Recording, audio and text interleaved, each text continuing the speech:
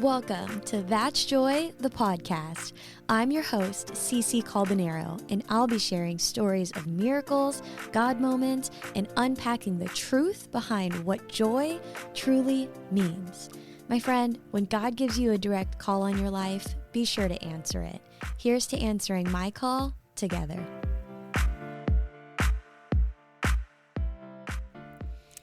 Hey y'all, welcome back to another episode of That's Joy, the podcast. Thank you so much for hitting play. Today, we're going to get grateful. We're going to learn what it looks like to get grateful again. That's right, it doesn't have to be the middle of November to do so, but my goodness, let it be the start of summer in the middle of June. If you're new around here, you must not know yet that we love kicking off every episode with a little joyful noise. Joyful noise is just our version of good news. Like, what are the good things that are happening? Let's shout out more of that. So today, I actually wanted to read in a very special DM from a sweet follower of That's Joy, Liv. Shout out to you, Liv. I'm just going to read her text because it's so good and it is the actual thing that we are looking for when it comes to joyful noise. So if you have a piece of something like what Liv wrote in, my goodness, you better follow us, run to social, and shoot us a DM. But I'm going to read Liv's. It says, "Hey Cece, I'm Liv. I discovered your podcast at the beginning of summer and it came right when I needed it. Your joy is so contagious. I cannot thank you enough. Your authenticity in the podcast is so refreshing. It is like a spring morning just listening to each episode. I wanted to share a little joyful noise with you. I've been struggling with chronic headaches my entire life, and I just recently got the courage to ask God to take them away. I went to the eye doctor for the first time in 10 years, and they told me I have been farsighted my entire life, and my eyes have been working 10 times harder than average to see everything for me. That's why I had been having headaches. I felt God say to me yesterday, your body works so hard to sustain you, your body loves you, and now you can finally love it back and let it rest. So now I am getting my first pair of glasses. I must have tried on every last pair of glasses in the store, and none of them seemed right. Then the nice man behind the counter pulled out a pair from a drawer and said, I have the perfect pair for you. And guess what? The marble pattern had the exact blue of my eye color and the exact shade of the brown on my hair. They seemed like they were made for me. God is so good. He planned this all along. Anyways, thanks for being an inspiration. I hope you have a great summer." Liv, I hope you have a great summer, and I know that you're going to have probably the best summer simply because you could see clear. If y'all don't know my story, all of my life I thought I wanted to be an eye doctor. So anytime someone has anything visual related, like eyesight related, it really tugs on my heartstrings. I mean, even the scripture where all throughout the Bible where it has just different moments of people not being able to see clearly and then being able to see clearly. Oh, it just hits different. I don't know what it is. God made my heart this way and my desire to help people see clearly.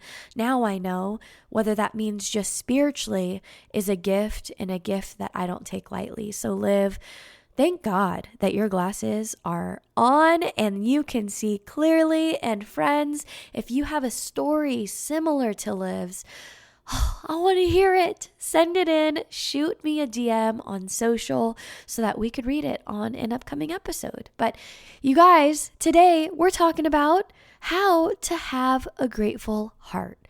And better yet, how to maintain a grateful heart. I actually put up a poll box on my Insta stories last week, and I just wanted to hear more from you guys. Like, what are things that you want to hear? We're about halftime, right? It's about halftime in the year.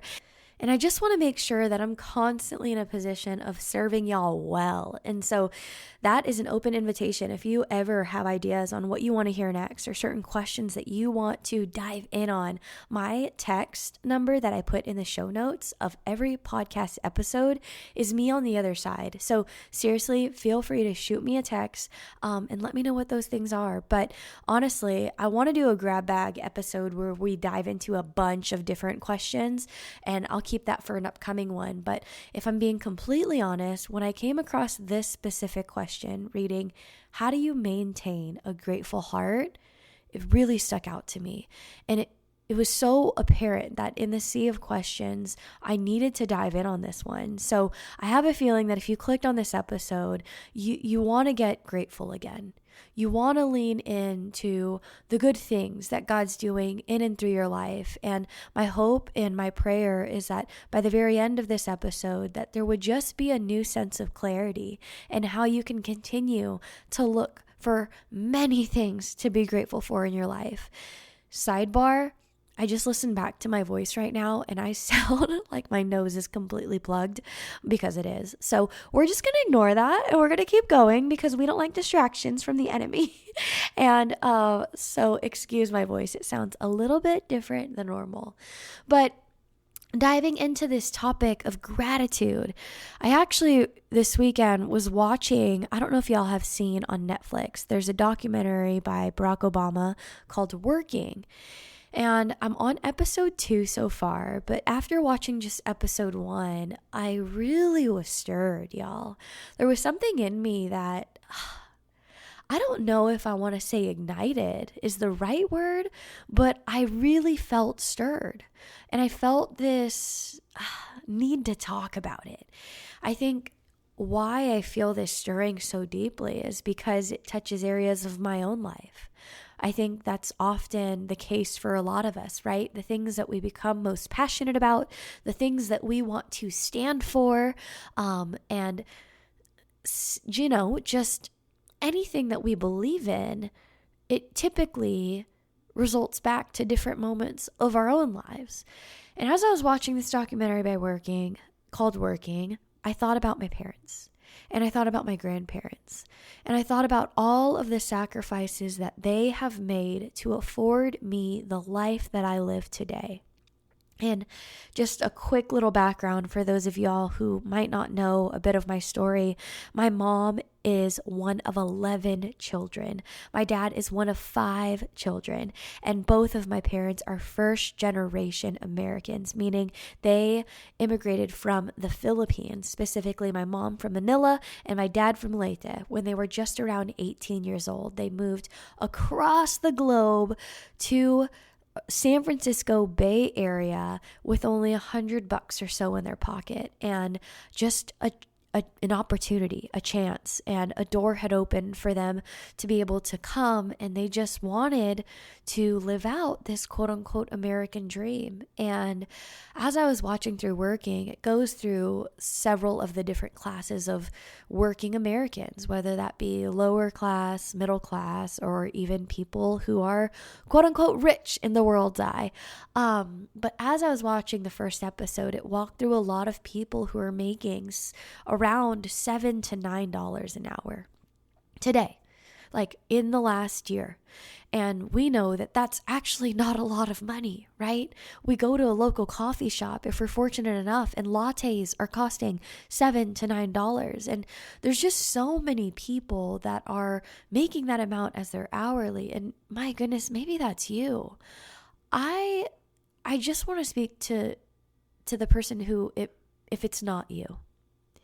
If it's not you, I really want you to lean in. And my hope is that you get stirred to watch this documentary. All politics aside, no matter what you believe in or who you vote for, any of that jazz, that's not what I'm talking about. I'm talking right now on this episode, heart to heart, human to human. Watch this documentary.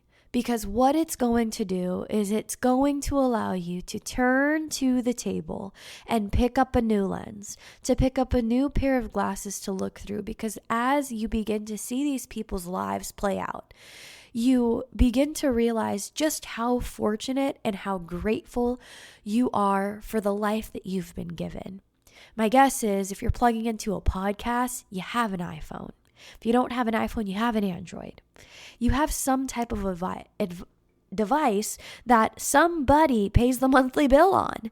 And my guess is that if you're plugging to That's Joy, you have a television where you get to watch Netflix, where somebody pays the bills, the electric bill, where you have AC on and you have a heater on.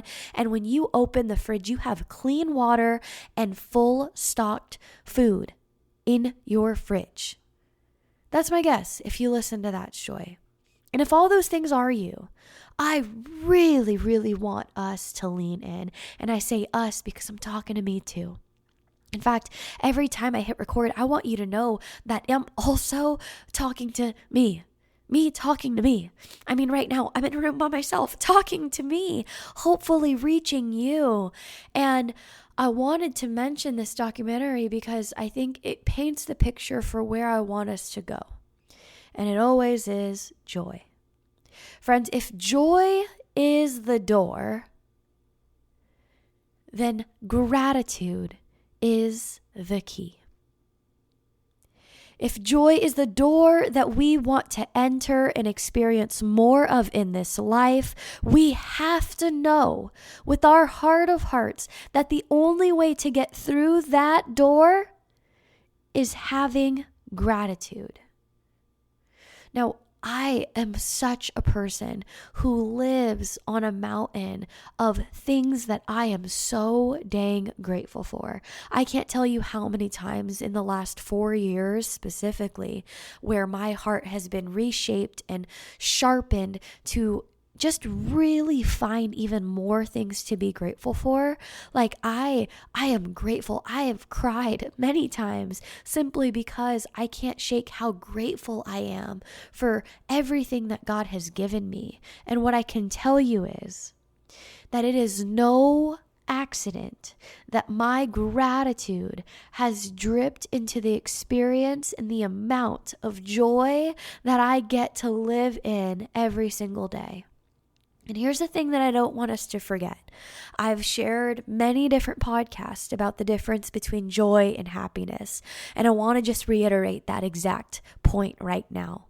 When I'm talking about joy, I'm not talking about circumstances. I'm not talking about, okay, if I have a key to gratitude, that means I'll get the car because that brings me joy. That's not what I mean at all. It's not, oh, okay, if I have the key to gratitude, that means if I open it up, I'll finally get that relationship. No.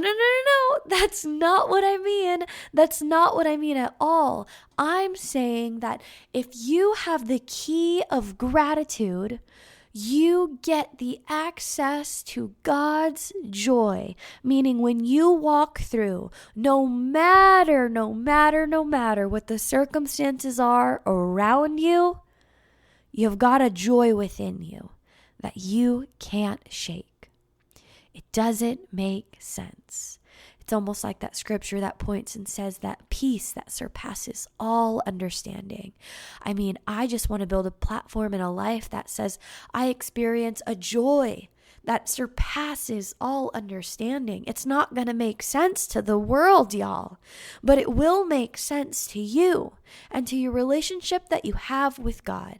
And so I was actually interviewed on a podcast. And they asked me, Cece, if you can share just three simple steps to experience more joy, what would you tell someone those steps would be? And I want to share these with you, and I want to leave you with this, and I want this to be a short episode because the last one was a short one, and y'all are vibing with that, and we're going to run in that direction.